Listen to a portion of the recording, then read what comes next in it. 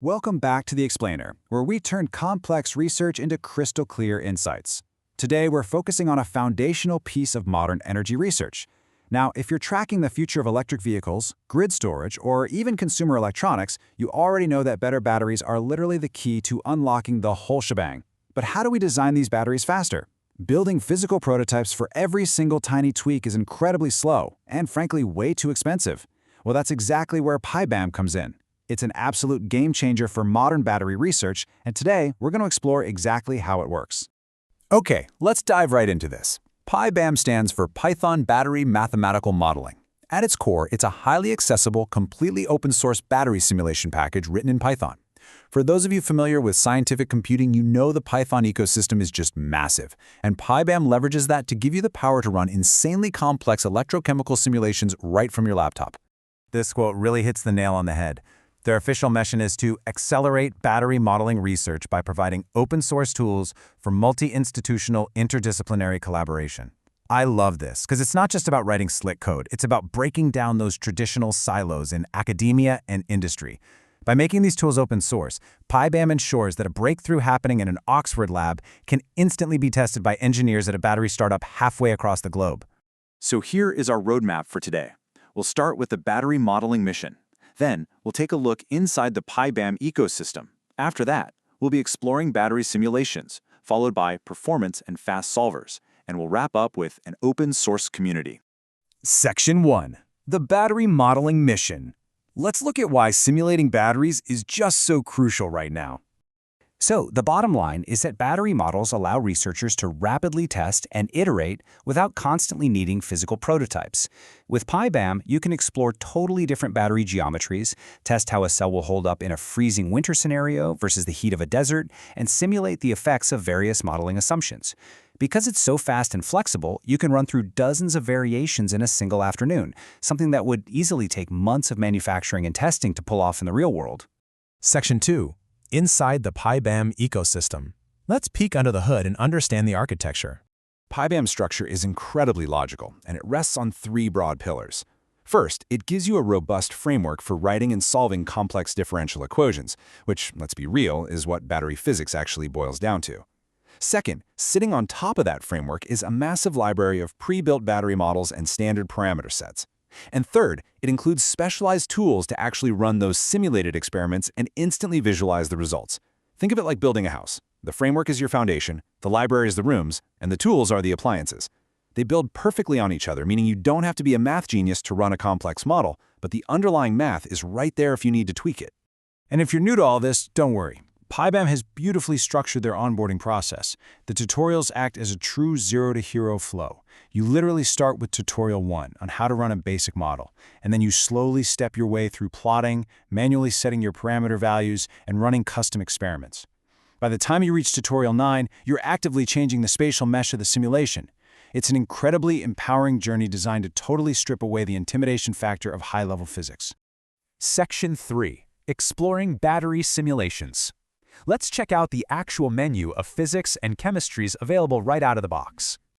The model library is wonderfully diverse. For lithium-ion, you have everything from the simplified single-particle model, or SPM, to the SPM with electrolyte dynamics, all the way up to the gold standard Doyle-Fuller-Newman, or DFN model, which captures highly complex electrochemical dynamics. But get this, PyBaMM isn't just for standard lithium-ion. The ecosystem impressively includes foundational models for legacy lead-acid batteries and even next-generation sodium-ion batteries. And this flexibility gives you a huge advantage: the ability to directly compare full, highly complex models against faster, reduced-order models. For instance, you might want to run a full DFN model to get extreme accuracy, but then compare it against a single-particle model to see if the simpler, faster version is, good enough to run in real time on a car's battery management system. You can map them right on top of each other and see the exact divergence in the data. But if you really want to push the boundaries, PyBaMM handles truly advanced, specialized phenomena. We're talking about simulating solid electrolyte interface, or SEI growth, specifically on particle cracks. You can run full thermal models to see exactly how the battery heats up, model the dangerous process of lithium plating, account for hysteresis states, and even run long-term degradation experiments. This isn't just basic charging and discharging. This is modeling the exact ways a battery ages and fails over years of use, all completely virtually. Of course, a model is really only as good as its data. PyBaMM lets you deeply customize your parameters. You can set specific parameter values, fit the models directly to your own real-world experimental data to check sensitivities, and optimize the geometric dimensions of the cell itself. It even supports BPX, or Battery Parameter Exchange files. That's an open standard, making it super seamless to import parameter sets published by other labs directly into your simulations. Section 4, Performance and Solvers. As these models get more complex, they demand serious computational speed. So, efficiency is absolutely crucial here. PyBaMM isn't just a collection of equations, it is heavily optimized software. It features an IDAC-LUJAX interface and specialized differential algebraic equation and ordinary differential equation solvers.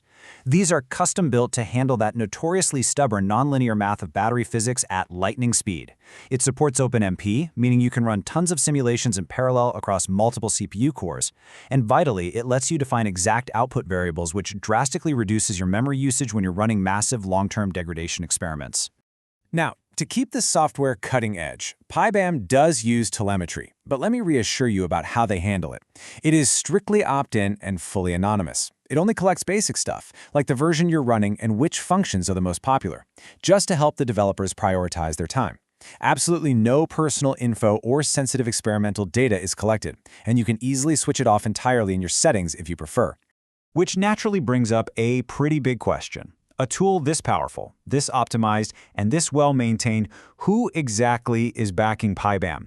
Because software like this doesn't just write itself in a vacuum, right? Section 5, an open source community. Let's meet the multi-institutional coalition powering this vital project. What is genuinely impressive is the institutional backing PyBaMM has secured. You have academic muscle from the Oxford Research Software Engineering Group and funding from the UK's Faraday Institution. On the nonprofit side, it's a sponsor project of NumFocus, which promotes open practices in scientific computing. And then you have IonWorks on the commercial side. It's a multi-pillar support system that ensures the project stays robust, well-funded, and continuously developed.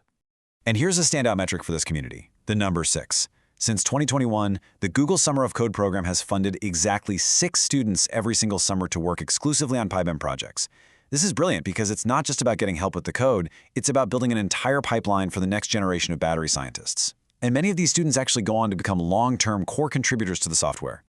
I also want to shine a quick spotlight on IonWorks. This is a company founded directly by members of the PyBaMM core development team, and they act as the commercial backbone for the ecosystem. They provide custom feature development and direct support for companies that want to leverage PyBaMM but need specialized help. By providing this commercial avenue, IonWorks plays a massive role in ensuring the long-term financial success and stability of the core open-source project. So, to summarize our journey today, PyBaMM is so much more than just a library of code. It truly empowers researchers to explore the future of energy storage through highly structured, deeply optimized, and entirely open-source simulations.